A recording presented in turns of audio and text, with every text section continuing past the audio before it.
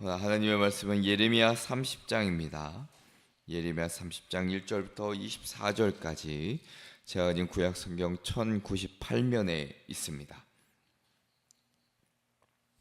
1절부터 24절까지의 말씀을 저와 함께 한 절씩 교독하시겠습니다. 여호와께로부터 말씀이 예레미야에게 임하여 이르시니라.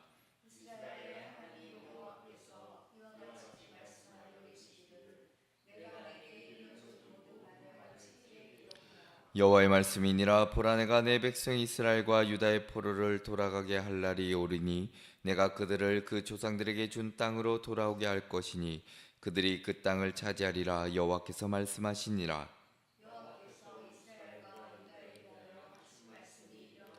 여호와께서 이와 같이 말씀하시되 우리가 무서워 떠는 자의 소리를 들으니 두려움이요 평안함이 아니로다.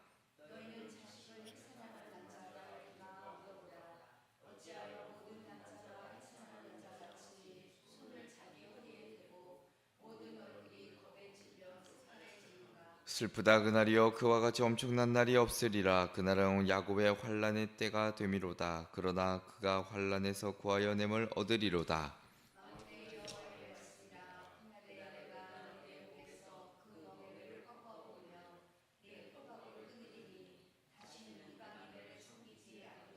그들은 그들의 하나님 여호와를 섬기며 내가 그들을 위하여 세울 그들의 왕 다윗을 섬기리라.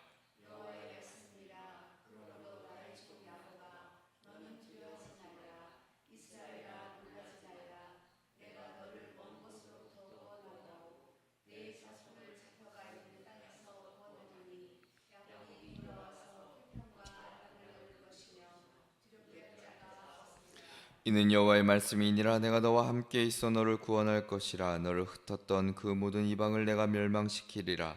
그럴지라도 너만은 멸망시키지 아니하리라. 그러나 내가 법에 따라 너를 징계할 것이요 결코 무지한 자로만 여기지는 아니하리라.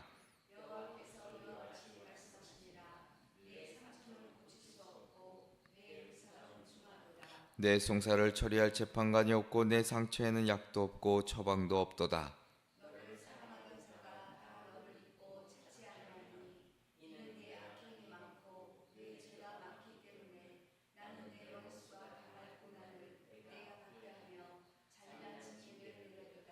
너는 어찌하여 내 상처 때문에 부르짖느냐. 내 고통이 심하도다. 내 악행이 많고 내 죄가 허다함으로 내가 이 일을 너에게 행하였느니라.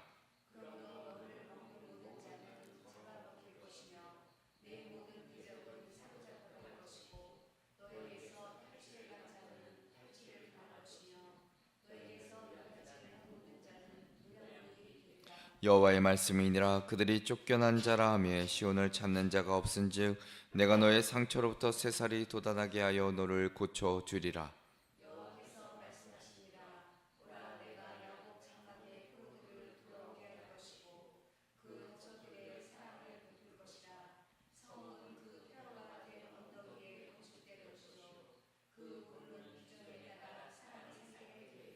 그들에게서 감사하는 소리가 나오고 즐거워하는 자들의 소리가 나오리라. 내가 그들을 번성하게 하리니 그들의 수가 줄어들지 아니하겠고 내가 그들을 존귀하게 하리니 그들인 집이 전하여지지 아니하리라.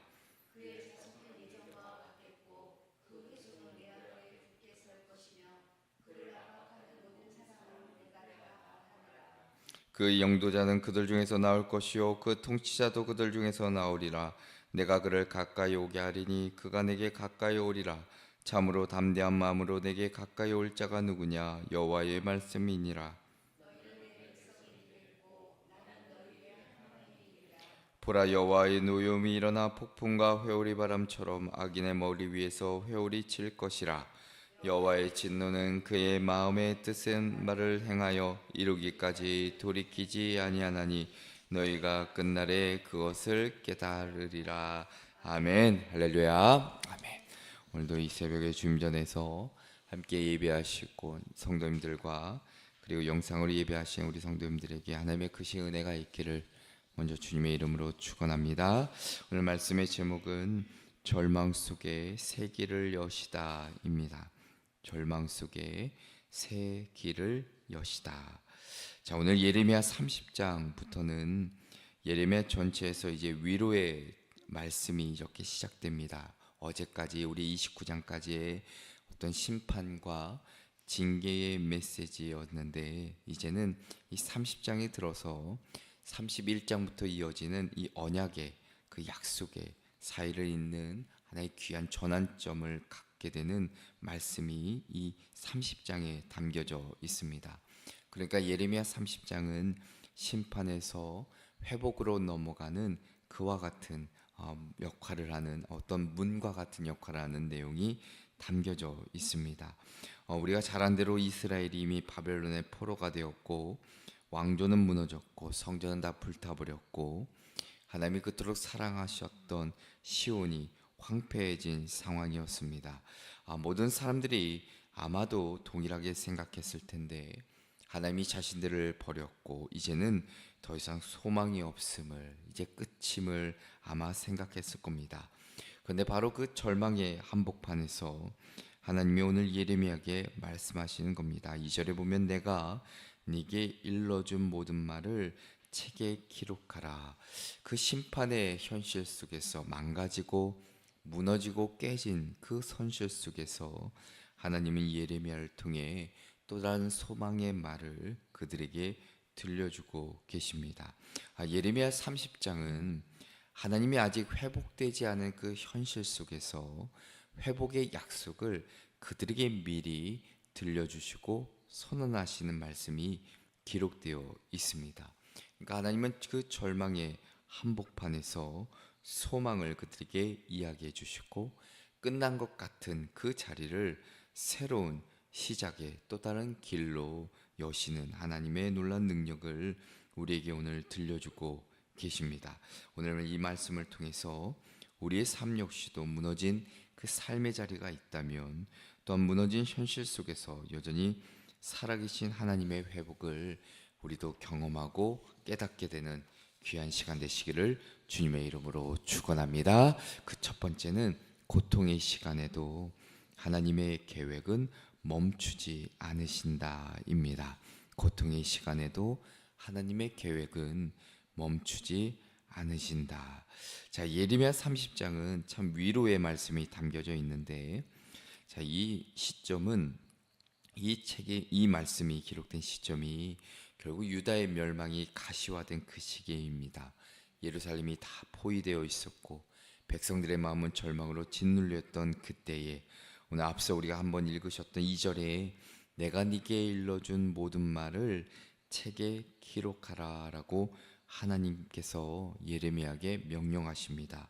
이 기록하다라는 것은 새기고 남기는 건데, 자, 단순히 기록의 행위를 넘어서 그 기록된 말을 잊혀지지 않게 보존하고 기억할 것을, 그리고 하나님의 약속이 그 절망 가운데서도 반드시 기억되어야 한다는 메시지를 이들에게 주고 있습니다.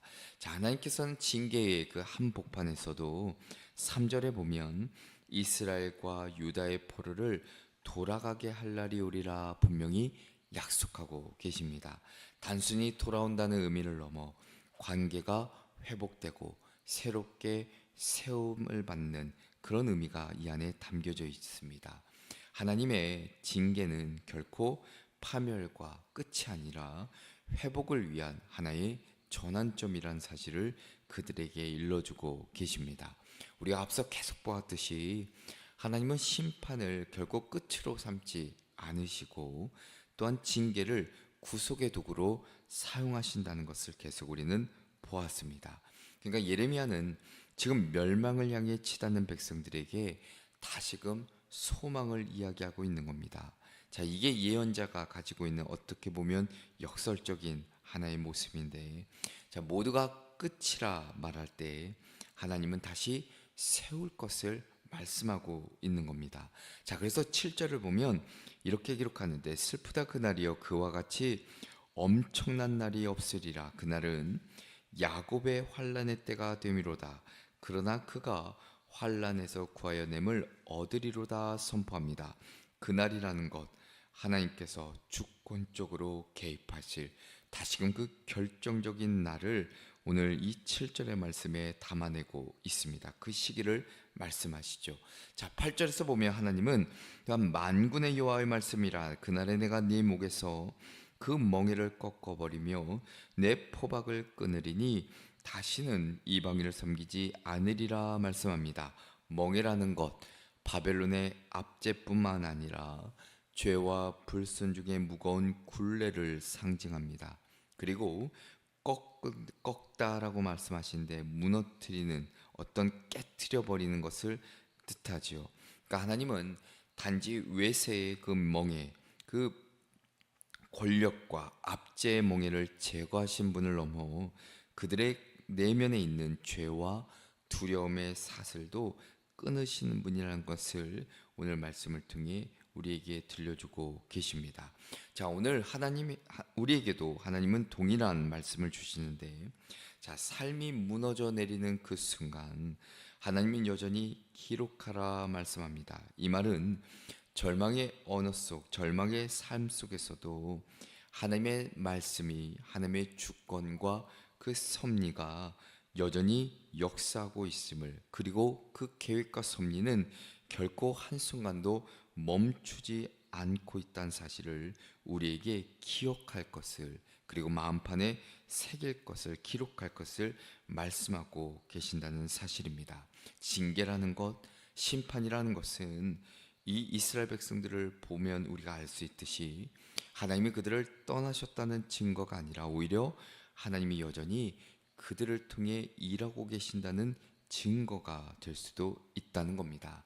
자, 오늘 10절과 11절에 하나님은 또한 이렇게 말씀하시는데, 여호와의 말씀이니라 그러므로 나의 종 야곱아 두려워하지 말라, 이스라엘아 놀라지 말라. 내가 너를 먼 곳으로부터 구원하고 내 자손을 잡혀게 있는 땅에서 구원하리니 야곱이 돌아서 태평과 안락을 누릴 것이며 두렵게 할 자가 없으리라. 이는 여호와의 말씀이라. 내가 너와 함께해서 너를 구원할 것이라. 너를 흩었던 그 모든 이방을 내가 멸망시키리라. 그럴지라도 너만은 멸망시키지 아니하리라 말씀합니다. 단순한 위로를 넘어 언약에 대한 하나님의 약속의 말씀이죠. 두려워하지 말라. 우리가 구약 전반에 드러나는 하나님의 반복되는 말씀이기도 한데, 하나님께서 직접 통치하시고 계심을 선언할 때 이 두려워하지 말라라는 말씀을 사용합니다. 그러니까 하나님의 주권에 근거한 우리에게 주시는 담대함과 위로와 용기의 말씀이기도 하죠. 우리의 삶에도 분명 바벨론과 같은 징계와 때로는 아픔과 슬픔의 계절이 분명히 있습니다. 기도해도 응답이 오지 않고 때론 내 눈앞에 앞이 보이지 않을 때 하나님은 지금이 바로 우리 마음판에 새기고 기록하고 잊지 말 것을 우리에게 말씀해 주고 계십니다. 하나님은 분명 하나님의 그 침묵 속에서도 여전히 일하고 계시고 하나님의 계획은 결코 멈추지 않는다는 사실을, 오늘 우리의 고난이 끝이 아니라 새로운 시작임을 잊지 않으시는 저와 여러분 되시기를 주님의 이름으로 축원합니다. 두 번째는 버림받은 상처 위에 치유의 은혜를 더하시다입니다. 버림받은 상처 위에 치유의 은혜를 더하시다. 자, 12절은 마치 의사가 환자에게 냉정한 진단을 내리듯 이렇게 말씀하십니다. 여호와께서 이와 같이 말씀하시니라. 내 상처는 고칠 수 없고 내 부상은 중하도다. 자, 그만큼 이스라엘 백성들의 도덕적, 어떤 영적인 무너짐의 상태, 타락의 상태를 뜻합니다. 하나님의 백성들이 죄로 인해 스스로를 구할 근거조차 상실한 그런 상태를 말씀해주고 계십니다. 자, 13절에서 하나님은 또한 이렇게도 말씀하시는데, 내 송사를 처리할 재판관이 없고 내 상처에는 약도 없고 처방도 없도다. 그러니까 하나님은 당신의 백성들이 법정에서 완전히 고립된 하나님의 피고인과 같다고 진단합니다. 누구도 변호해주지 않고 누구도 싸매주지 않는다는 것이죠. 외로움과 고독의 삶, 오늘날 우리의 현실도 이와 다를 바가 없을 것입니다. 때로는 하나님께 버림받은 것처럼 느껴질 때 사람들마저 나에게 등을 돌리는 것 같고 기도의 응답이 닫힌 듯한 그 침묵의 밤이 이어질 때, 자, 그런데 바로 그 자리가 하나님의 치유와 회복의 은혜가 시작되는 자리라는 것을 오늘 성경을 통해 우리에게 일러주고 계십니다. 자, 14절에 하나님은 이렇게 기록하는데, 자, 너를 사랑하던 자가 다 너를 잊고 찾지 아니하니 이는 내 악행이 많고 내 죄가 많기 때문에 나는 내 원수가 당할 고난을 내가 받게 하며 잔인한 징계를 내렸도다라고도 말씀하십니다. 자, 이스라엘이 신뢰했던 정치적인 동맹국들, 뭐 애굽이나 아수르나 그들 모두 그들을 버렸다는 역사적인 현실을 지적하는 말씀이기도 하죠. 그러니까 하나님은 인간의 그 의지가 얼마나 무능하고 무기력한지를 드러내고 계시고, 우리가 붙잡았던 모든 의지할 대상이 사라질 때 비로소 하나님의 손길이, 하나님의 그 놀라운 능력이 드러난다는 것을 깨닫게 해주시는 말씀입니다. 자, 그래서 17절에 놀라운 반전을 선포하는데, 자, 여호와의 말씀이니라 그들이 쫓겨난 자라 하며 시온을 찾는 자가 없은즉 내가 너의 상처로부터 새살이 돋아나게 하여 너를 고쳐주리라 라고 기록하고 있습니다. 하나님은 우리의 그 상처와 그 아픔을 이렇게 덮어주시는 분, 이것을 넘어서 그 상처와 아픔 속에서 새로운 생명, 새살을 돋게 하시는, 새로운 창조하시는 분이라는 것을 깨닫게 하십니다. 하나님은 너를 버렸다라고 하던 그 세상의 말, 그 선언 위에 내가 너를 고치리라 라고 하나님이 약속해주고 계시는 것이죠. 당시 바벨론 포로 상황에서 유다가 하나님의 백성으로서의 정체성을 완전히 상실해버린 그때에, 누구도 그들을 보듬어주지 않고 다 버렸던 그때에 하나님 바로 그 자리에서 치유와 명예의 회복을 약속해주고 계십니다.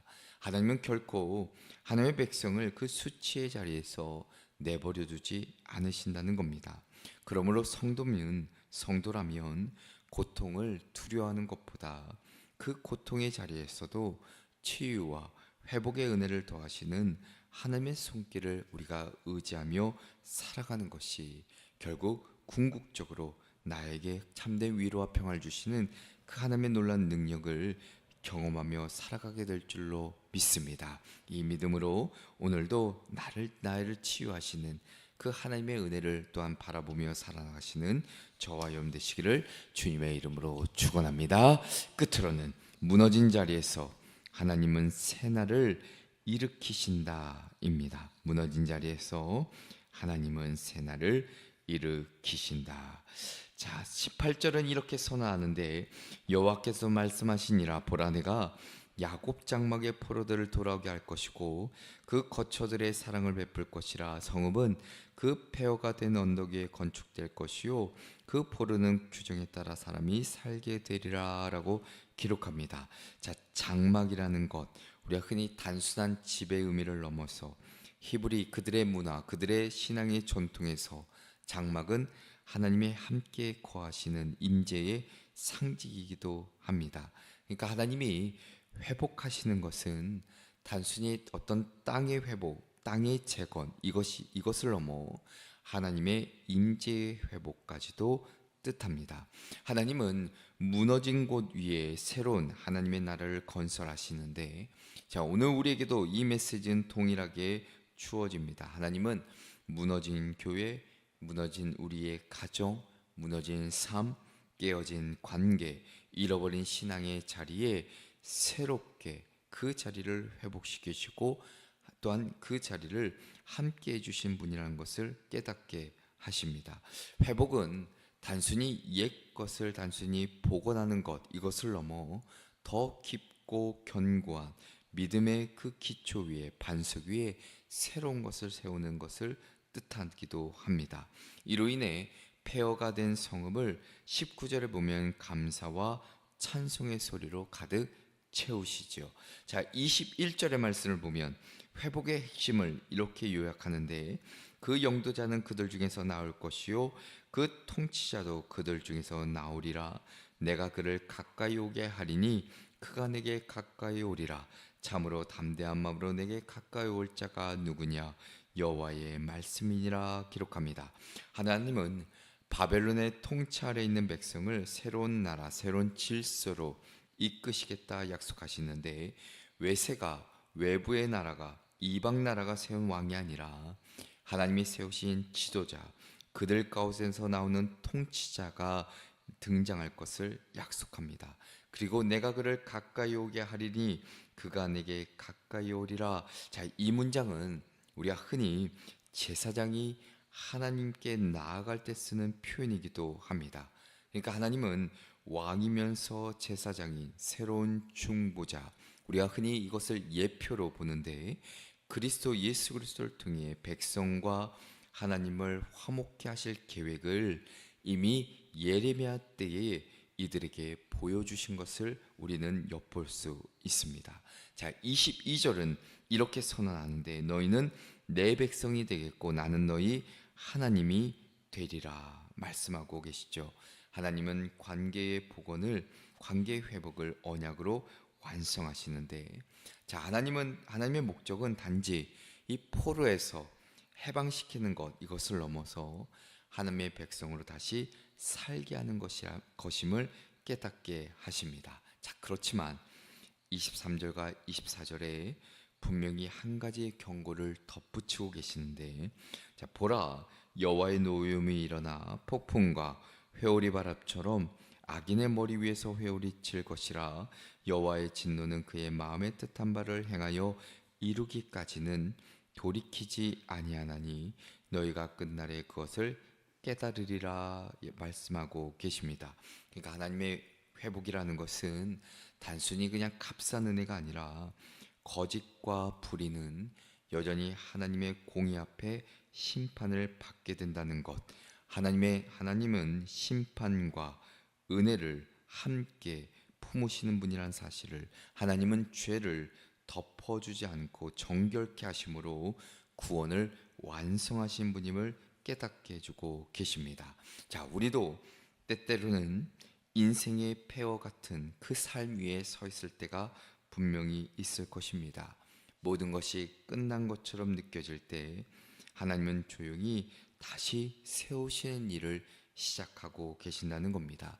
하나님은 무너진 터 위에 새 언약을 세우시고 상처난 우리의 인생 위에 새로운 은혜, 새로운 통치, 새로운 질서를 만드시죠.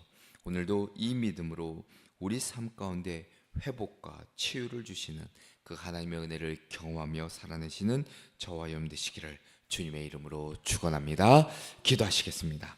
자비로우신 하나님 아버지, 오늘 말씀을 통해 절망의 자리에서도 주님께서 주신 소망이 여전히 있음을 깨닫게 하셨으니, 무너진 그 자리에서도 여전히 일하고 계시는 하나님, 우리의 상처와 실패 속에서도 새 일을 행하시는 그 손길을 믿고 의지하며 살아가게 하여 주시옵소서. 때론 죄된 길을 버리고 진리의 말씀을 붙들게 하시고 심판을 넘어 회복의 은혜를 늘 누리며 살아가게 하여 주시옵소서. 오늘도 우리의 삶을 이끄실 예수 그리스도의 이름으로 기도합니다. 아멘.